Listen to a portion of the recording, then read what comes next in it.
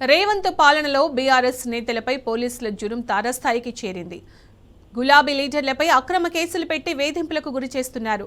తాజాగా నల్లగొండ జిల్లా నకరేకల్ నియోజకవర్గంలోని బీఆర్ఎస్ నేతలను ఖాకీలు టార్గెట్ చేశారు. మంగళపల్లి గ్రామానికి చెందిన గులాబీ నేత కందికంటి నాగేంద్రబాబును పోలీసులు అరెస్టు చేశారు. సోషల్ మీడియాలో పోస్టు పెట్టారంటూ ఆయనపై అక్రమ కేసు బనాయించారు. విషయం తెలుసుకున్న మాజీ MLA Chirumarthi Lingaiah Nakrekal police station ముందు బైఠాయించారు.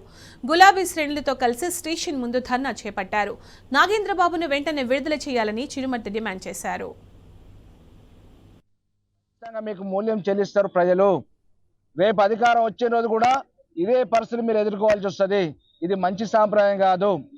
న్యాయ వ్యవస్థను కాపాడండి, ప్రజాస్వామ్యం ల్యాండ్ ఆర్డర్ని కాపాడాలి. కానీ చట్టపరంగా చట్టానికి విరుద్ధంగా మీరు మా పిల్లల మీద మా కార్యకర్తల మీద మీరు కేసులు కట్టుకుంటూ పోతే చూస్తూ ఊరుకోవడానికి సిద్ధంగా లేము.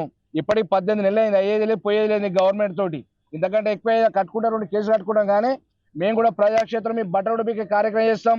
మీ డిపార్ట్మెంట్ని గౌరవిస్తున్నాం. మీరు దిగజారు చేస్తే మేము కూడా మీ రకంగా చేయాలని కూడా మేము ఆలోచిస్తాం. ఎందుకంటే ప్రజాస్వామ్యంలో మాకున్న పద్ధతిలో న్యాయ వ్యవస్థతో ద్వారా ఏ రకంగా ముందుకు పోతాం. కానీ అతిమీరి మీరు పనిచేయడం అనేది మంచిది కాదు.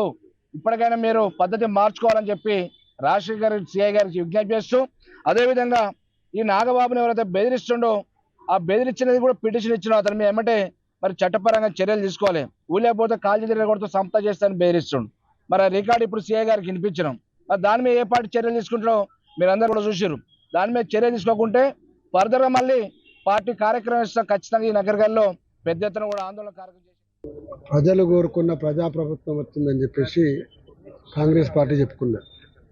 మీరు ప్రజలు కోరుకున్న ప్రభుత్వం అయితే ప్రజల బాగును కోరి లోకం మీద నడిచే ఒక వ్యవస్థ మీద ఈ నాగబాబు అనేటువంటి సామాజిక చింతన అయినటువంటి నాయకుడు ఒక మాట అన్నాడు.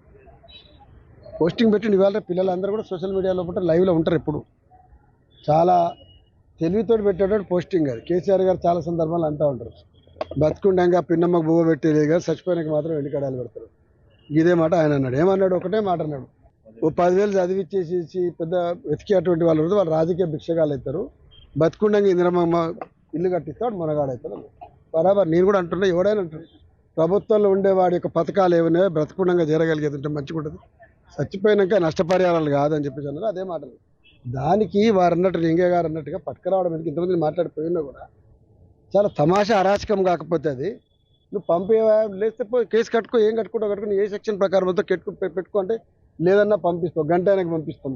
అవతలోడు పెట్టిపోయింది కదా వాడిని చెప్పాలి కదా. నేనంటే నువ్వు వాడిని చెప్పడమే, నువ్వు కేసు కట్టుకోవడం చెప్పడమే అన్యాయము, పట్టుకురావడమే దుర్మార్గము.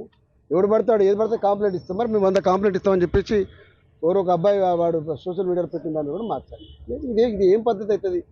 ఏ ప్రభుత్వం అయినా కూడా ప్రజాస్వామికంగా లేకపోతే ఆ ప్రభుత్వానికి నూకలు తెలుతాయి. మీ నాయకుడేమో దేశవ్యాప్తంగా జై బాపు అంటాడు, జై సంవిధాన్ అంటాడు, జై అంబేద్కర్ అంటాడు. వీళ్ళేమో ఇక్కడ జై కాంగ్రెస్ అని పోలీసులు తిరుగుతూ ఉంటారు. బీఆర్ఎస్ కార్యకర్తలు లోపల రాలేరు. నవీన్ రావు గారితో బయట నెడతారు. ఇంకెక్కడైనా ప్రతి ప్రాంతంలో ఇదే పరిస్థితి. అవతలోడు పెట్టిన దాని మీద రెస్పాండ్ గారు. నేనేమంటున్నానంటే ఇమ్మీడియట్గా ఈ పద్ధతి మానుకోండి. ఇది నకరికల్ కాదు, ఎక్కడైనా కూడా నిజంగానే తెలంగాణ ఉద్యమం చేసి రాష్ట్రం తెచ్చినటువంటి పార్టీ రోడ్డెక్కి కూర్చోదలుచుకుంటే రోడ్లు ఆగవు, రాస్తా రోకోలు ఆగవు.